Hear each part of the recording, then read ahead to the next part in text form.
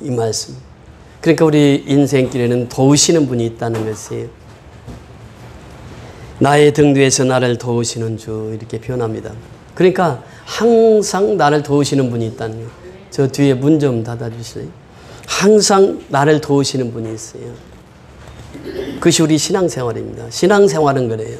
항상 나를 도우시는 분이 있어요. 눈에 보이지 않아도 나를 도우시는 분이 있어요. 여기서 보세요. 나의 인생길에서 지치고 고나여 매일처럼 주저앉고 싶을 때가 있어요. 매일처럼. 이게 힘들어요. 인생이. 매일처럼 주저앉고 싶을 때가 있다는 거예요. 얼마 전에 그랬잖아요. 지난주에 염창동, 강서구 염창동에서 그 어머니하고 딸 둘이가 아파트에서 뛰어내렸잖아요. 지치고 고날 때가 있단 말이죠. 그 인생이에요, 인생. 인생은 항상 빛된 길만 걸어가는 것이 아니라 지치고 고날 때가 있다는 거예요. 이것을 지금 말하고 있잖아요.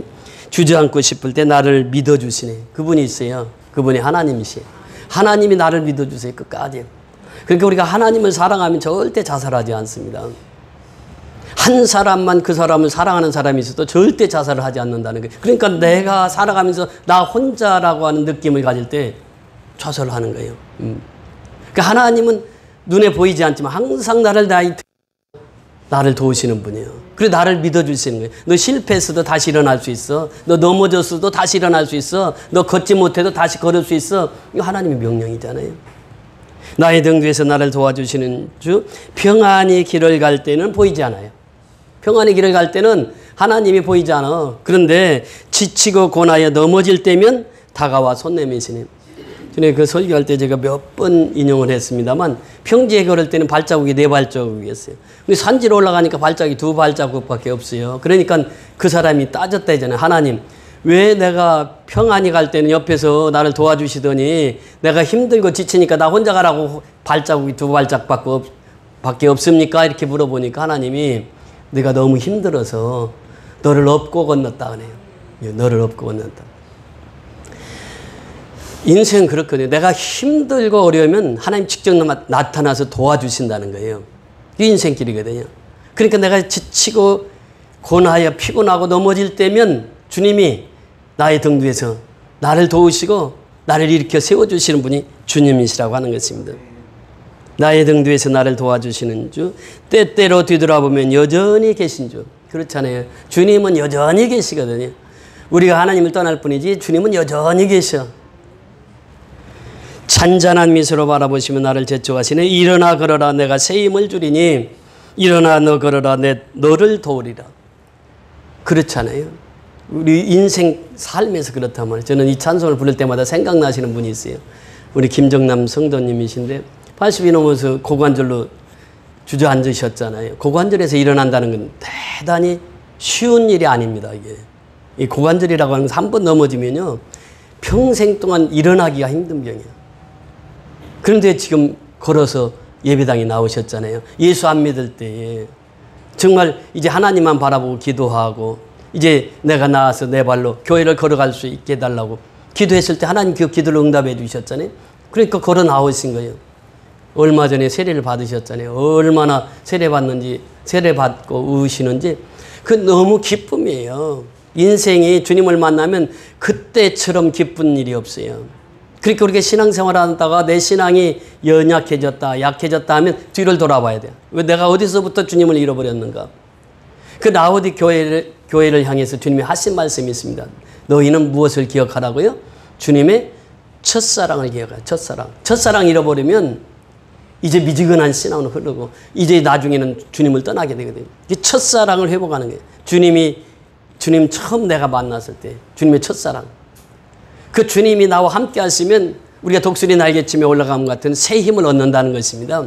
이것이 이사야 선지자를 통해서 이사야 40장 31절에 말씀하신 게 독수리는 어떻습니까? 창공을 차고 올라가요. 그 독수리는 이 아래에서 새가 부화되면은 새끼들을 훈련시키는데 먼저 깃털을 다 뽑아낸다는 거예요. 그 깃털을 뽑아내면 이제 가시만 남아. 그러니까 새끼들이 집안에 불편해서 못 있어. 그러니까 자꾸 밖으로 겨나오려고 그래. 독수리 집은 어디다 짓습니까? 아주 난간에다 짓거든. 그래서 거기서부터 이제 새끼들을 훈련을 시키는데 새끼들을 이제 어느 정도 나이가 나면 밀어서 집 안에서 밀어서 떨어뜨린다는 거예요. 그러면 새끼는 살려고 날갯짓을 하는 거예요.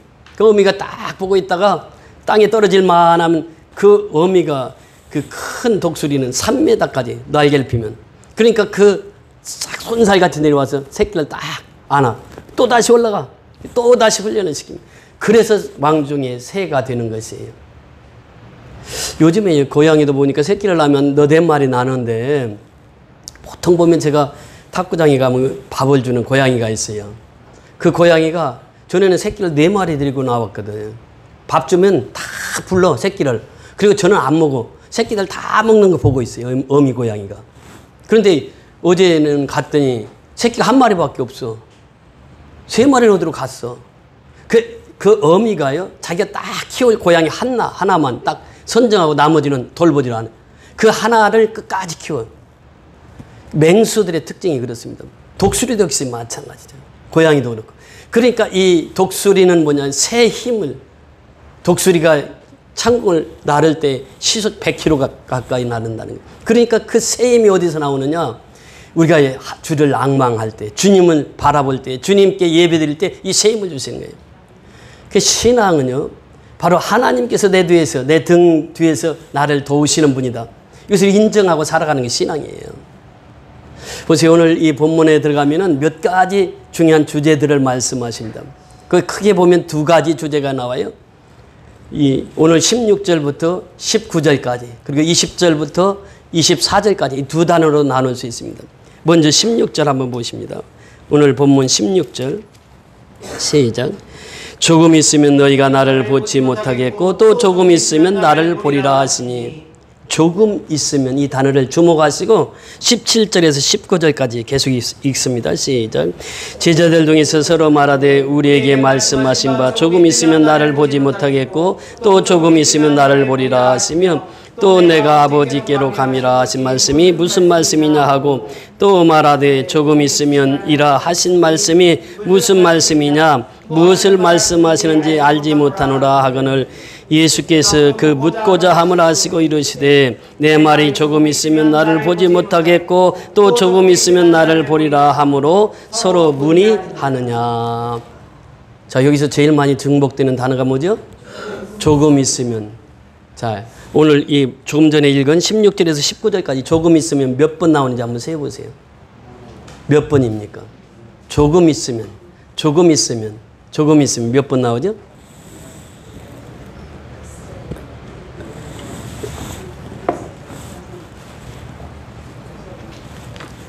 몇 번 나옵니까? 6번? 한 번 놓쳤습니다. 몇 번 나온다고요? 7번 나오지. 7번. 넣기 7이라고 그러잖아요. 조금 있으면, 그래, 조금 있으면. 근데 이 배경이 무엇입니까? 지난주에 말씀 나눴잖아요. 바로 그 13절 올라가서 보십니다. 13절, 16장 13절 시작. 그러나 진리의 성령이 오시면 그가 너희를 모든 진리 가운데로 인도하시리니 그가 스스로 말하지 않고 오직 들은 것을 말하며 장래의 일을 너희에게 알리시리라. 진리의 성령이 오시면 어떻게 한다고요? 그가 너희를 모든 진리 가운데로 인도하신다고 그랬어요. 진리 가운데로. 이것이 첫 번째입니다.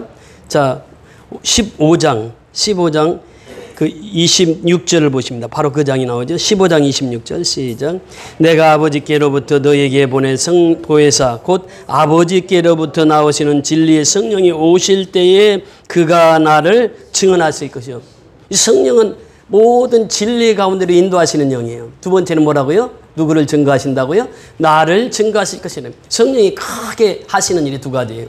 성령이 오시면 나를 말씀으로 인도하십니다. 진리 가운데로 예수님께로 인도하시는 분이 성령이란 말이죠. 그 다음에 2번째 하시는 일이 있어요. 그것은 누구를 증언한다고요? 예수를 증거하는 거예요. 예수. 성령 충만이라고 하는 것은 말씀 충만이고 은혜 충만이고 그리고 선교 충만이에요. 복음 충만이라는 거예요. 이것이 바로 성령이 하시는 일이에요. 그렇게 성령이 오시면 진리의 말씀으로 나를 인도해요. 성령이 오시면 나를 전도하는 자로 만들어.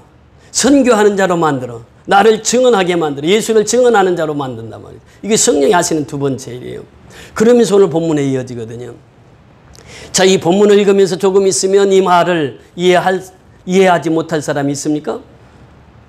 우리 성도들은 어때요? 조금 있으면 너희가 나를 보지 못하고 조금 있으면 너희가 나를 보리라. 이거 무엇이에요? 이게 십자가의 죽으심과 부활하시며. 자, 그렇다면 여러분의 믿음이 베드로 믿음보다도 야고보 믿음보다도 더 좋다는 것이요. 그렇잖아요. 12 제자가 지금 이 질문을 하고 있거든. 지금 예수님이 말씀하셨어요. 내가 조금 있으면 너희가 나를 보지 못하고 조금 있으면 너희가 나를 보리라. 뭐라고요?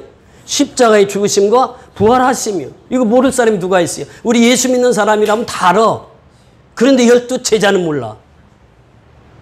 몇 가지 이유를 들 수 있죠. 첫째는 앞으로 행해질 일이야, 이게. 그러니까 한 번도 경험해보지 못한 일이야.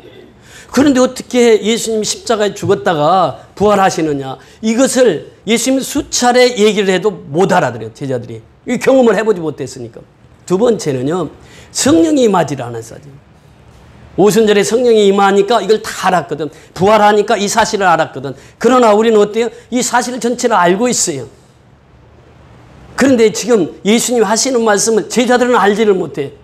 조금 있으면 너희가 나를 보지 못하나 조금 있으면 너희가 나를 보리라. 조금 있으면 내가 십자가에 죽는다는 거예요. 내일이면 십자가에 죽잖아요.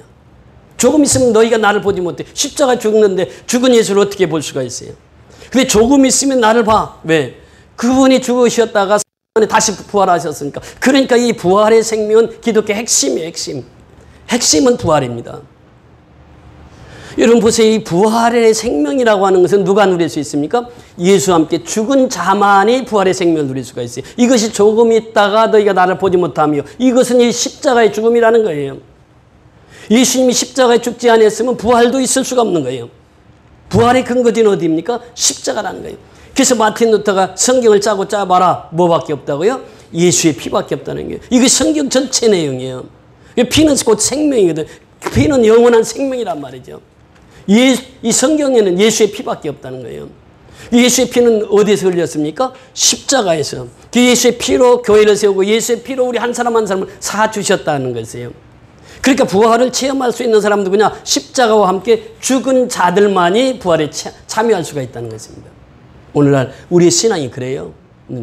내가 죽지 않고는 부활의 생명을 누릴 수가 없는 거예요. 부활의 주를 체험할 수가 없는 것이에요. 내가 죽어야만 내가 부활의 주를 만날 수가 있다는 것입니다. 그래서 바울이 늘 얘기를 하잖아요. 다메섹에서 예수를 만납니다. 예수 믿는 사람들 잡아서 옥에 가두고 예수 믿는 자들을 심지어는 스데반 같은 경우는 돌로 쳐서 죽이기까지 하는 사람. 그 사울이 사울. 사울이 사도행전 9장에 가면은 그날도 예수 믿는 사람을 잡아서 이제 옥에 가두고 죽이려고 했던 것이에요. 다메섹을 향해서 가는데 하늘에서 호련히 빛이 임하잖아요. 그 호련히 빛이 임하니까 일행들이 다 쓰러졌어요. 다 쓰러졌는데 다른 사람 한 사람도 들은 사람이 없어. 그런데 하늘에서 소리가 들려. 사울아 사울아네. 왜 내가 나를 핍박하느냐? 사울에게만 들린 음성이 하늘에서. 내가 언제 예수님 핍박했는데 내가 내 자녀를 핍박하는 것이 곧 누구를 핍박하는 것이라? 나를 핍박하는 것이라니. 예수 믿는 자들을 건드리면 누가 화를 내요? 예수가 화를 내요. 그렇잖아요.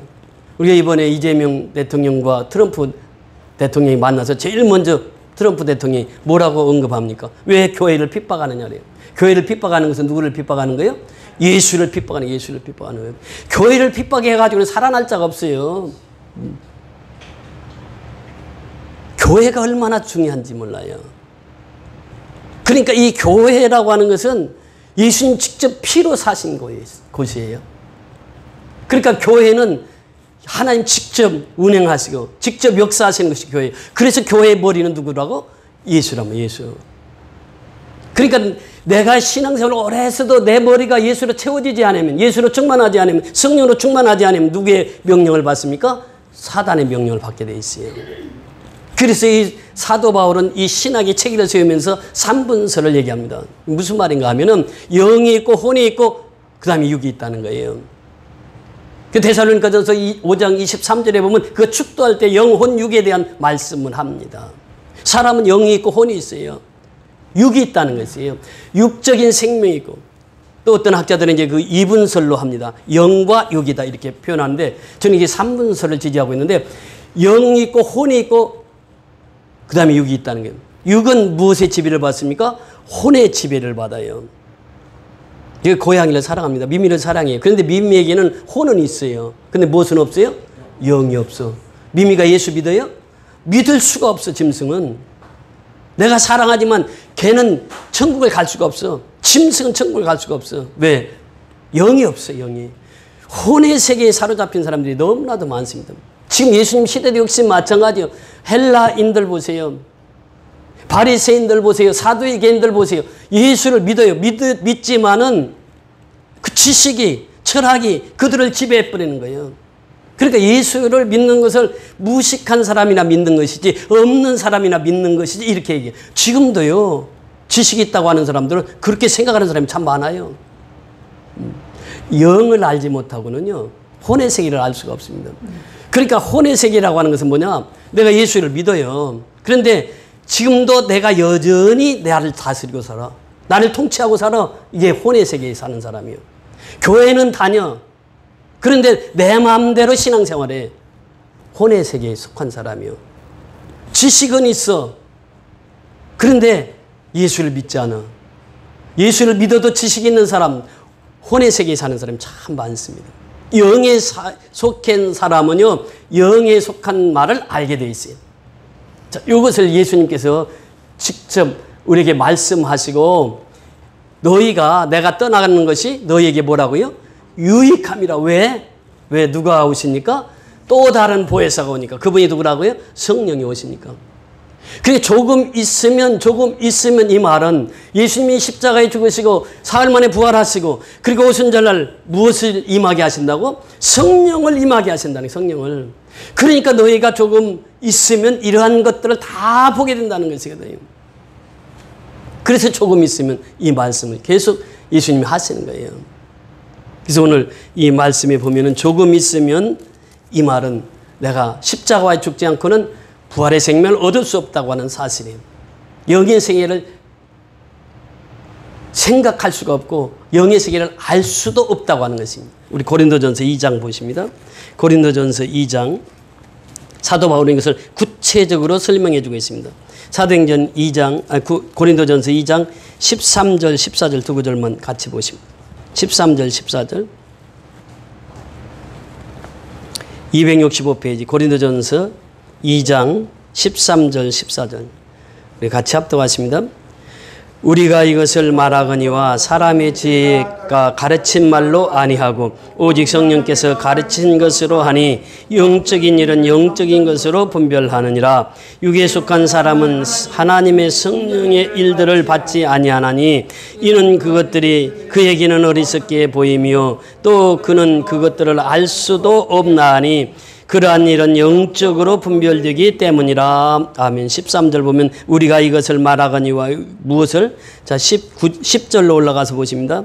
9절로 올라가서 보십니다. 9절 시작. 기록된 바 하나님이 자기를 사랑하는 자들을 위하여 예비하신 모든 것은 눈으로 보지 못하고 귀로 듣지 못하고 사람의 마음으로 생각하지도 못하였도다 함과 같도다. 10절. 오직 하나님이 성령으로 이것을 우리에게 보이셨으니 성령은 모든 것 곧 하나님의 깊은 것까지도 통달하시느니라. 하나님의 깊은 것까지도 통달하시는 분이 누구라고요? 성령님이란 말이죠. 그 성령님 어떤 분이라고요? 자기를 사랑하는 자들을 위하여 예비하신 모든 것을 눈으로 보지 못하고 귀로도 듣지 못하고 사람의 마음으로 생각하지 못하였도다. 이게 육의 사람이요. 육의 사람은 그렇습니다. 귀로 듣지 못해요. 눈이 있어도 보지 못해요. 마음으로 깨닫지 못해요. 이게 육의 사람이에요. 분명하게 말씀하시잖아요. 눈으로 보지 못하고 귀로 듣지 못하고 사람의 마음으로 생각하지 못하였도다. 오직 하나님의 성령으로 이것을 우리에게 보이셨으니 성령 모든 것 곧 하나님의 깊은 것까지도 통달하시느니라. 자, 11절부터 12절 같이 읽습니다. 사람의 이름을 사람의 속에 있는 영 외에 누가 알리요? 이와 같이 하나님의 일도 하나님의 영 외에 아는 아무도 알지 못하느니라. 우리가 세상의 영을 받지 아니하고 오직 하나님께로부터 온 영을 받았으니 이는 우리로 하여금 하나님께서 우리에게 은혜로 주신 것들을 알게 하려 하심이라. 자, 사람의 일은 사람 속에 있는 영 외에 누가 알? 그렇잖아요. 그런데 또 이와 같이 하나님의 일도 하나님의 영 외에는 아무도 알지 못하는 성령으로 말미암지 않고는 하나님의 일, 하나님의 계획, 하나님의 생각, 하나님의 뜻을 알 수 없다는 것이에요. 그래서 우리가 세상의 영을 받지 아니하고 오직 누구로부터? 하나님으로부터 온 영을 받았으니 이는 우리로 하여금 하나님께서 우리에게 무엇으로 주신? 은혜로 주신 것들을 알게 하려 하십니다. 그래서 하나님의 은혜를 깨닫는다는 것이 그렇게 중요한 것이에요. 성령이 하나님이 우리에게 은혜로 주신 것들을 깨닫게 하시는 분이 성령이란 말이에요. 그러면서 우리가 이것을 말하거니와 사람의 지혜가 가르친 말로 아니하고 오직 성령께서 가르치신 것으로 아니. 성령은 진리로 인도하신 분이라고 그랬더니 성령은 가르치는 영이란 말이죠. 성경을 가르치는 분이 성령이라는 거예요. 진리로 인도하신 분이 성령이라는 거예요. 성령이 가르치신 것으로 하나님 영적인 일은 뭐예요? 영적인 것으로만 분별이 되는 거예요. 육의 사람은 영적인 일을 절대 알 수가 없습니다. 영적인 일은 영적인 것으로 분별되는 거예요. 14절 후반절에도 보면 그렇게 말합니다. 그러한 일은 영적으로 분별되기 때문이라 영과 육의 세계에 있단 말이죠. 우리가 영에 사로잡혀 살지 못하면 육의 사람이 되고 맙니다. 혼의 사람이 되고 마는 것이에요. 그래서 바울이 여기서 권면하는 것이 무엇입니까? 영의 사람이 되라. 영에 속한 사람이 되라는 거예요. 그러니까 조금 있으면 나를 보지 못하고 조금 있으면 나를 본다라고 하는 이 말은 십자가의 죽으심과 부활하심을 말하지만 더 나아가서는 오순절에 성령의 임함을 우리에게 말씀하시고 있는 것이에요. 이것을 지금 말씀하시는 것입니다. 그래서 부활의 체험은 내가 십자가와 함께 죽은 사람만이 부활을 체험할 수 있다는 거예요. 그래서 바울이 고백하기를 내가 날마다 어떻게 한다고? 죽노라고 하는 선언을 해요. 내가 날마다 죽어야 예수가 살아. 그래서 내가 그리스도와 함께 십자가에 못 박혔나니 그런 적이 이제는 내가 산 것이 아니라 오직 내 안에 누가 살아요? 그리스도께서 사신 것이라. 내가 죽어야. 이것이 바로 첫 걸음입니다. 이게 첫 스텝이에요. 조금 있으면 이 말에 첫 스텝은 내가 죽어야 된다. 예수와 함께 죽어야 돼. 예수와 함께 죽은 자만이 부활을 체험할 수 있다고 하는 것입니다. 이 부활장 보세요. 고린도전서 15장을 무슨 장이라고 그런다고요? 부활장이라고 해요. 부활장이라고 하는 것은 무엇입니까? 예수가 나와 함께 죽고 예수가 나와 함께 살았다는 거예요. 이것이 바로 성경대로 예수님은 죽으시고 성경대로 예수님은 다시 살아나셨다는 거예요. 그리고 로마서 6장 3절, 4절, 5절에 보면은 그것을 세례로 표현해요. 세례는 예수와 함께 죽는 것이고 예수와 함께 다시 사는 것이고 예수와 함께 연합하는 것이고 이것이 부활의 생명은 바로 내가 십자가와 죽은 자만이 부활을 체험하고 체험신앙으로 살아갈 수 있다는 것이에요. 그래서 요한복음 11장 25절 26절에 그 유명한 예수님의 설교가 있잖아요. 죽은 나사로 앞에서 설교하실 때 하신 말씀 무엇입니까? 나는 부활이요 생명이니.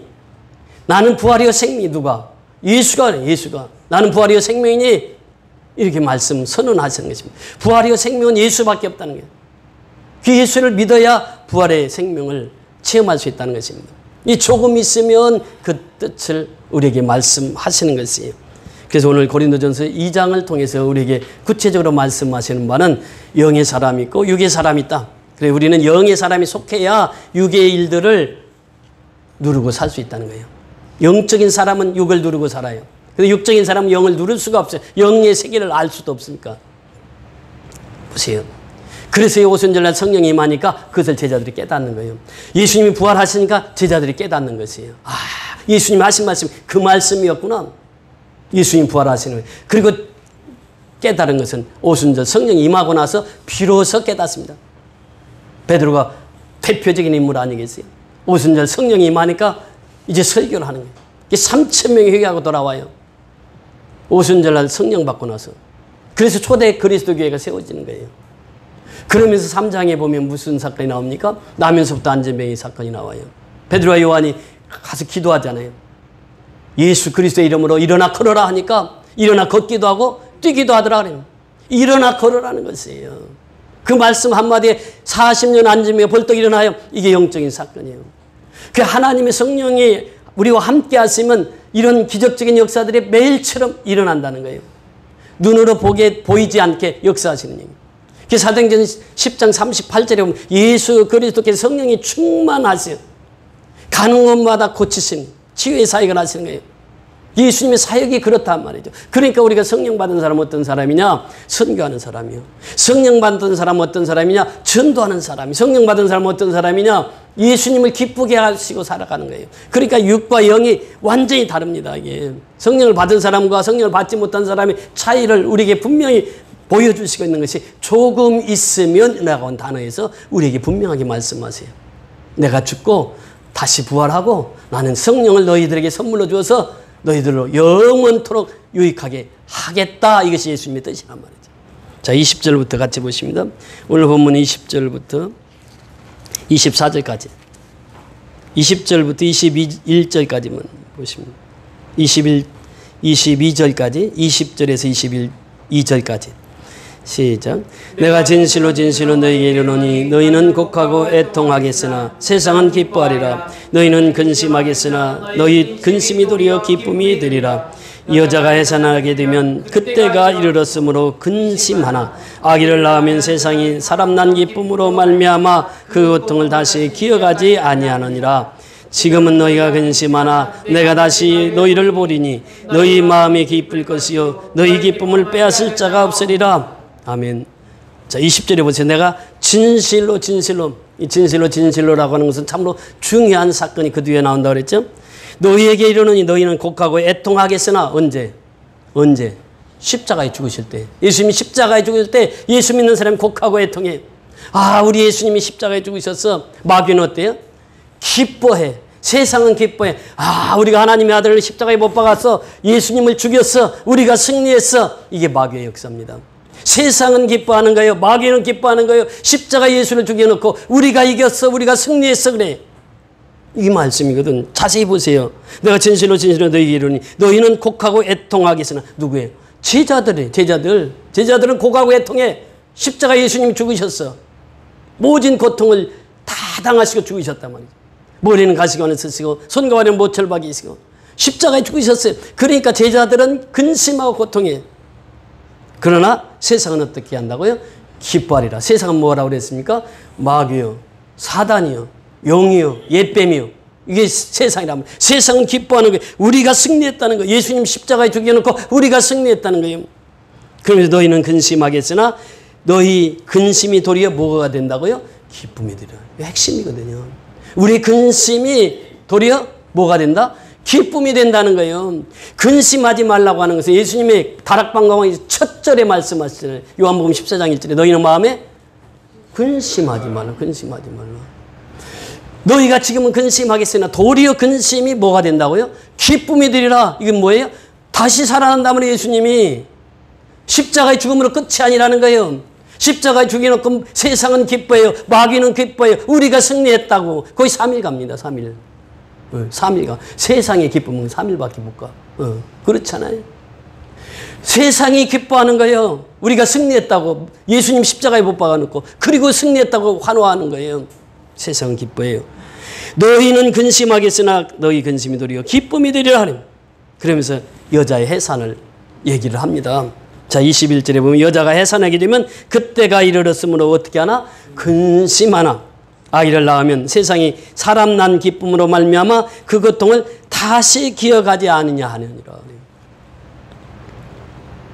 그 김민수라고 하는 분이 있는데 이번에 그 최고위원인가 당선된 분이 그분 그 TV조선인가 가서 그 집에 가서 촬영하는 것을 보았습니다.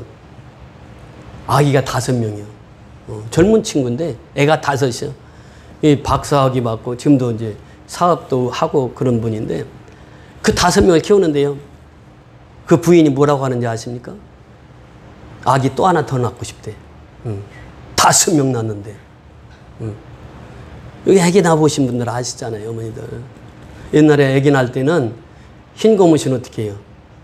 흰 고무신 벗어놓고 아기 낳으러 들어갈 때 내가 이 흰 고무신을 신을 수 있을까 하고. 그러니까 아기 낳는 고통, 해산의 고통은 낳은 사람만 알아요. 저는 몰라. 아기를 아직 안 낳아봤어. 아직 낳을 수도 없고. 그 여자분들은 아기 낳은 그 고통이 얼마나 심한 거예요. 이것이 그 어떤 신학자는 표현하기를 사람이 불에 타 죽을 때가 제일 고통스럽답니다. 이 불이 붙어 신나를 뿌리고 불을 붙여. 그래서 사람이 막 타는데 그 탈 때에 그 죽음을 맞이하는 게 그렇게 고통스럽다는 거예요. 그런데 해산의 고통이 그 고통이라는 거예요. 그만큼 해산의 고통은 심하다는 거예요. 아기를 낳으신 분들은 다 아시잖아. 해산의 고통, 그것을 이제 아기를 낳음으로써 어떻게 해요? 그 고통을 다 잊어버린다는 거예요. 왜? 아기를 낳은 기쁨이 세상을 어떤 기쁨보다도 기쁘다는 거예요. 그렇게 십자가에 죽으신 예수, 그러나 사흘 만에 부활하심으로 말미암아 너희들에게 영원한 기쁨을 주시리라. 그 해산의 수고는 뒤따라야 돼. 그러나 애가 출산하면 그 출산한 그 기쁨은 세상의 어떤 기쁨보다도 기쁘다고 하는 것이에요. 성령이 임하면 뭐가 같다고 그랬죠? 임신한 것과 같다고 그랬잖아. 임신한 사람은 자기가 알아. 성령이 내 속에 있는 것을. 임신하지 안 해본 사람은 그걸 잘 몰라. 그러나 성령이 임하면 그 사람이 임신한 것처럼 자기 몸의 변화가 와, 생각의 변화가 와, 사상의 변화가 와, 삶의 변화가 와. 그래서 그런 정도거든요. 그리스도 안에 있으면 어떻게 해요? 새로운 피조물이 되는 거예요. 피조물이. 그러니까 성령이 오면 새로운 피조물이 되는 거예요. 새 사람이 되는 거예요. 그것을 내가 먼저 경험, 내가 먼저 깨달아. 그러니까 임신한 것과 같다라고 해요. 성령이 임하면. 그런데 오늘은 해산에 대해서 말씀하시는 거예요. 해산이라고 하는 것은 십자가의 죽으심과 부활을 나타내는 거예요. 그 해산의 고통은 예수님의 십자가의 죽으심이에요. 그런데 출산하고 나니까 세상이 그 어떤 기쁨보다도 기쁘다고 하는 거예요. 뭐냐면 부활입니다. 부활의 체험은 그래서 해산의 고통을 해본 사람들이 부활의 체험을 할 수가 있다는 것이에요. 그래서 해산하게 되면 그때가 이르렀으므로 근심하나 아기를 낳으면 세상에서 사람 난 기쁨으로 말미암아 그 고통을 다시 기억지 아니하느니라. 지금은 너희가 근심하나, 지금은 근심해요. 내가 다시 너희를 보리니, 이거 십자가 부활을 말하고 있죠. 부활을 보리니 너희 마음이 기쁠 것이요 너희 기쁨을 빼앗을 자가 없느니라. 그렇잖아요. 예수가 다시 살아나셨습니다. 사단은 사흘 동안 승리의 기쁨에 도취해 있었어. 세상은 사흘 동안 승리에 도취해 있었어. 기쁨에 도취해 있었어. 그러나 예수님이 부활함으로 그 사단이 어떻게 해요? 세상의 기쁨은 다 물거품처럼 사라지는 거예요. 우리가 세상에 누리는 기쁨 보세요. 내가 돈이 많다고 그 평생 기쁠 것 같아요? 그렇지 않아요. 내가 지식 많이 쌓았다고 그 평생 기쁠 것 같아요? 그렇지 않아요. 영원한 기쁨은 예수께만 있는 거예요. 예수를 믿으면 그 영원한 기쁨이 있는 것이지 내가 돈 많다고 내가 많은 지식을 가지고 있다 기쁨이 될 수가 없는 것이에요.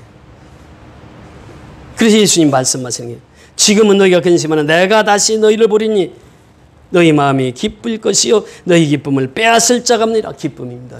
내가 신앙생활하면서 기쁨을 잃어버렸다. 근데 그 현 주소를 찾아가야 돼. 내가 언제부터 기쁨을 잃어버렸지? 기쁨을 잃어버리면 뭐가 내 생각에 가득 찹니까? 원망과 불평입니다. 원망과 불평은 뭐냐? 신앙의 적이에요. 내 자신을 다 돌이켜봐야 돼. 왜 내가 원망하고 있는가? 내가 왜 불평하고 있는가? 그리스도의 기쁨을 잃어버렸기 때문에 그래요. 성령이 충만하지 않기 때문에 그래요. 은혜가 충만하지 않기 때문에 말씀이 충만하지 않기 때문에 내 속에 근심으로 가득 차 있어.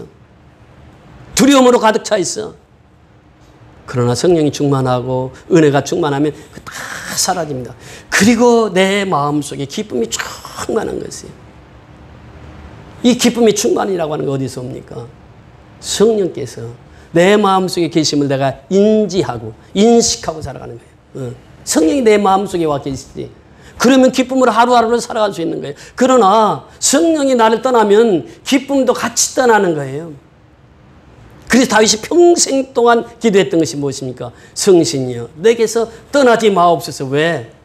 성신이 떠나면 하나님의 영이 떠나면 나는 죽은 목숨과 똑같다는 거예요. 하나님 떠나면 나는 죽은 목숨과 똑같다는 것이에요. 그러니까 이 기쁨이라고 하는 게 어디서 오느냐? 성령이 주시는 기쁨이에요. 이것을 계속 말씀하시잖아요. 내가 떠나는 것이 너희 유익함이라. 성령이 와야 너희 속에서 너희가 기쁨으로 신앙생활을 할 수 있어. 이것을 우리에게 말씀하시거든요. 마지막 중요한 것이 23절 24절입니다. 23절 24절 시작. 그날에는 너희가 아무것도 내게 묻지 아니하리라. 내가 진실로 진실로 너희에게 이르노니 너희가 무엇이든지 아버지께 구하는 것을 내 이름으로 주시리라. 지금까지는 너희가 내 이름으로 아무것도 구하지 아니하였으나 구하라 그리하면 받으리니 너희 기쁨이 충만하리라. 아멘. 20절에서도 언급하셨습니다. 내가 진실로 진실로. 23절에도 보면 내가 진실로 진실로 내게 이르노니. 23절 중요해요. 20절 중요해요. 왜? 예수님 그 중요한 말씀을 할 때마다 내가 진실로 진실로 두 번씩 한다고 그랬잖아요. 그날에는 너희가, 그날에는 언제예요? 그날이 언제예요? 부활한, 예수님 부활하신 날 아니에요? 승리하신 날, 기쁨 주시는 날. 그날은 언제입니까?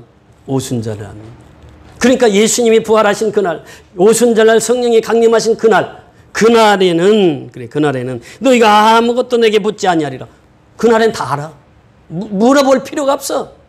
조금 있으면 내가 떠나겠고 아버지께로 가야 되겠고 조금 있으면 내가 죽었다가 조금 있으면 내가 다시 산다. 이거 아무리 말해도 지금까지 못 깨달아. 그런데 예수님이 부활하는 순간 성령이 그에게 임하는 순간 깨달아 알아. 그때는 묻지 않아. 그때는 왜? 제자들 다 알아. 이제는 예수님이 말씀하셨던 것이 바로 이것이었구나. 십자가에 죽으심과 부활이시구나. 그리고 예수님께서 보내주신다고 하는, 내가 떠나면 너희에게 더 유익이 되리라고 하는 보혜사 성령을 주신 이 날이구나. 이 날. 그날에는 너희가 묻지 않아요. 좀 더 의심하지 않아요. 그날은 다 알아. 제자들도 깨달아 알아.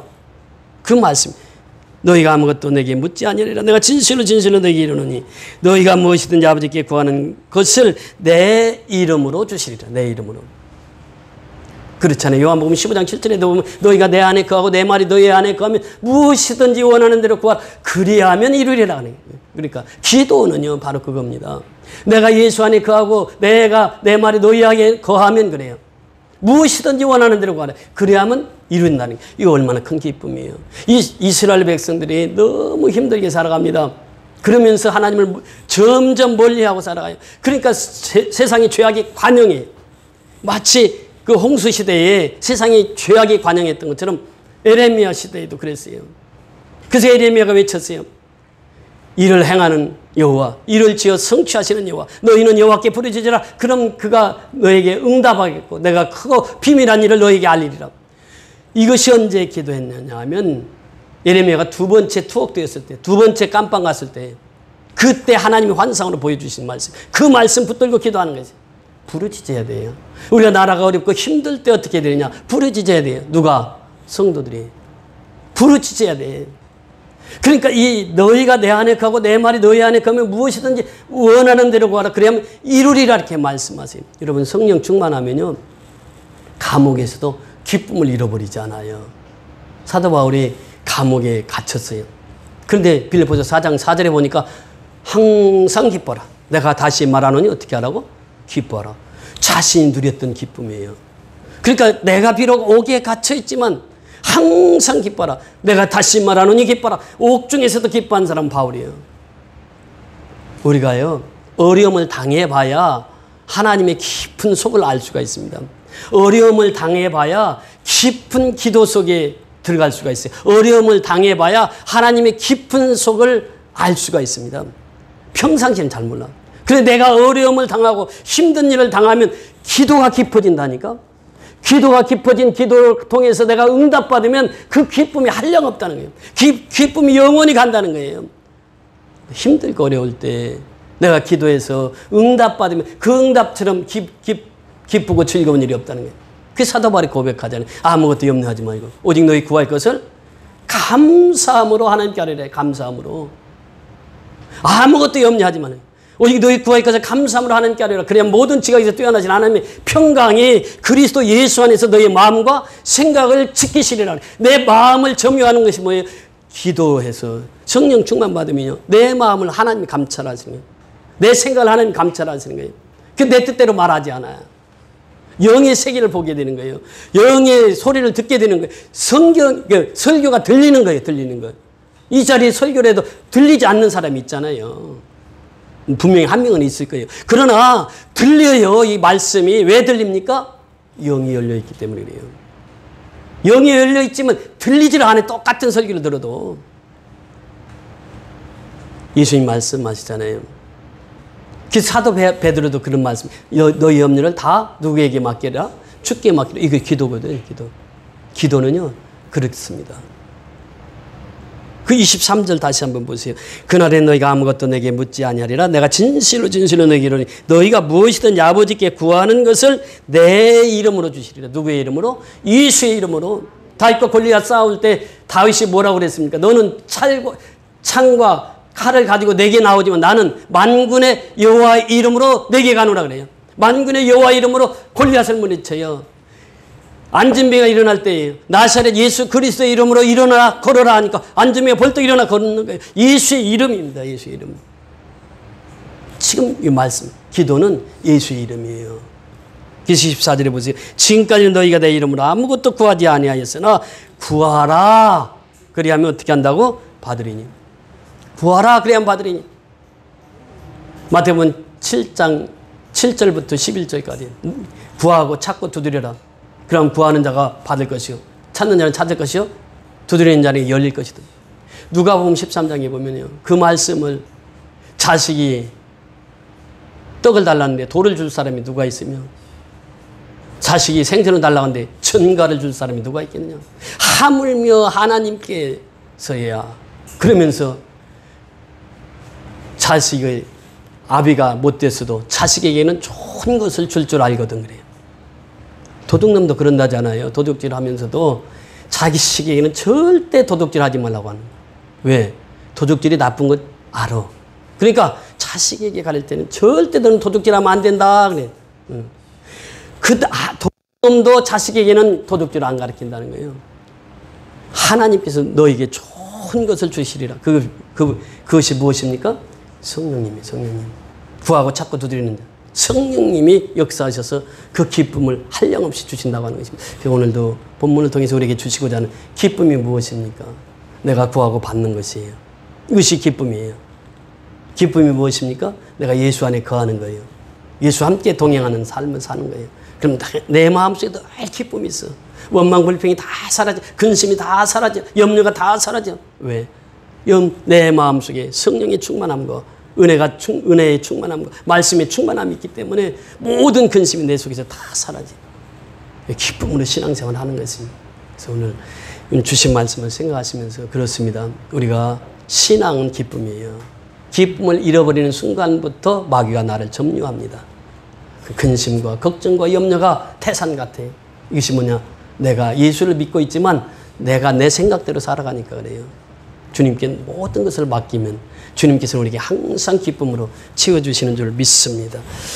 할렐루야. 고맙고 감사하신 아버지 은혜를 감사를 드립니다. 오늘도 귀한 생명의 말씀으로 은혜 받게 해주시니 감사를 드립니다. 내가 아버지는 신앙생활하면서 기쁨을 잃어버렸다면 기쁨을 잃어버린 그 장소부터 찾게 하시고 그래서 잃어버렸던 기쁨을 다시 회복해서 날마다 성령 충만 말씀 충만 은혜 충만해서 기쁨으로 하루하루를 살아갈 수 있도록 인도하여 주시옵소서.